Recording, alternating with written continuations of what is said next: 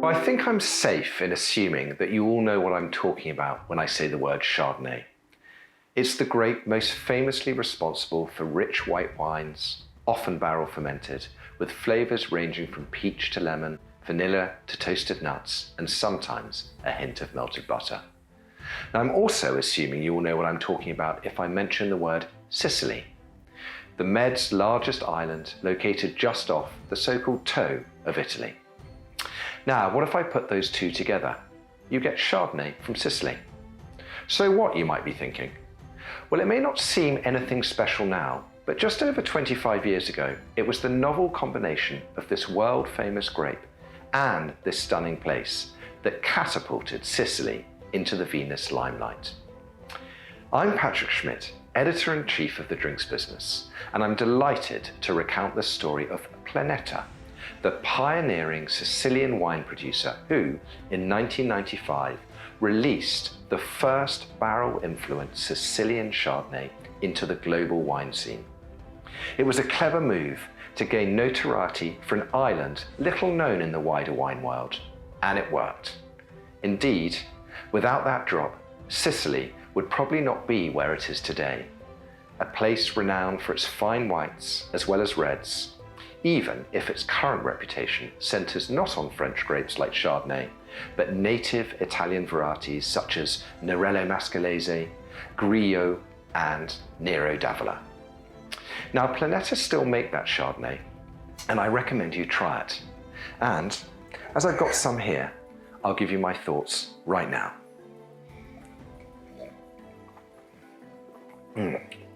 It's ripe, peachy, but also with refreshing citrus notes, touch of smoke, and then salted peanuts and buttered toast. In short, it's a delicious textural white wine that still challenges the ever tougher global competition that exists for this grape. But while the Planeta Chardonnay was the turning point in Sicily's modern wine history, today this producer is focused on capturing this island's ancient winemaking past, with 7 wineries spanning 5 historic vine growing areas. It's a move that the Planeta family is well placed to make, with a history of agriculture in Sicily that stretches back 5 centuries, spread across as many as 17 generations. Indeed, it was the Planeta estate at Ulmo, acquired by the family through marriage in 1694, that was the source of that Chardonnay, planted in 1985, so that's some 300 years later. Meanwhile, it's Planeta's most recent vineyard development that harks back to Sicily's most ancient winemaking past, with a planting in 2011 at Capo Milazzo, the source of a wine called Mamartino, once served to Julius Caesar over 2,000 years ago, and a drop that was ranked 4th in Pliny's 195-strong Roman wine classification. So who are Planeta? Well, they're the family behind this pan-Sicilian wine operation, who are dedicated to raising the profile of this remarkable island, not just by crafting delicious wines from Sicily's great and historic terroirs, while rescuing its ancient grapes, as well as cultivating almonds and olives, but also through promoting its rich culture, beautiful sights, and fantastic food through tourism too. And in an approach that's always respectful of the environment, with a sustainable and ethical ethos running throughout all its operations and organic practices in the vineyard.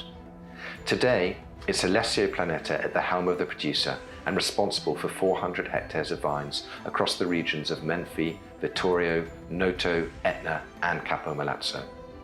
For him, the exploration across Sicily's diverse viticultural haven is pretty much finalized. So now it's time to go deep into its past.